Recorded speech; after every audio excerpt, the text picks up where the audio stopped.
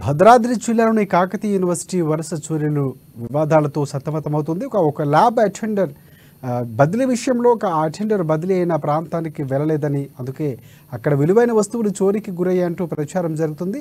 Lab attender Srimannarayana బదిలీ తర్వాత ల్యాబ్లో బాధ్యతలు తీసుకోకపోవడం వల్లే సివిల్ ల్యాబ్లో చోరీ జరిగి విలువైన వస్తువులు పోయేవని కూడా భావిస్తున్నారు. అయితే నిత్యం సెక్యూరిటీ సిబ్బంది ఉండే వర్సిటీలో దొంగతనం ఎలా జరిగిందనే అనుమానాలు సైతం తలెత్తుతున్నాయి.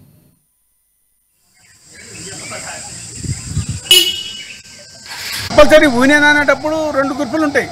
ఈ గ్రూపులలో మేము ఓడిపోయినప్పుడల్లా ఇప్పుడు గెలిచిన బ్యాచ్ ఏం చేస్తారంటే, ఈ గెలిచిన బ్యాచ్ ఇంతకుముందు ఒక మనిషిని సస్పెండ్ చేయించారు, మళ్ళీ గెలిచినప్పుడు ఒక మనిషిని సస్పెండ్ చేయించారు, మళ్ళీ గెలిచినప్పుడు మళ్ళీ ఈయనని కూడా సస్పెండ్ చేయించే ప్లాను అదే బ్యాచ్ చేస్తారు సార్. కాబట్టి వాళ్ళు దురుద్దేశంతో వీళ్ళు నా మీద పోటీ చేస్తారా, వీళ్ళకి నాకు సమానమా అనే దురుద్దేశంతో ఇవన్నీ పన్నాగాలు గమ్మి ఈ దొంగతనం కూడా ఇది బూటకమా నిజం అనేది చెప్పిన దొంగలా లేకపోతే దొంగతనం చేసిపోయారు అనేది మనకి ఎవరికి తెలియదు సార్. ప్రిన్సిపాల్ సార్కే ఇవన్నీ తెలవాలి.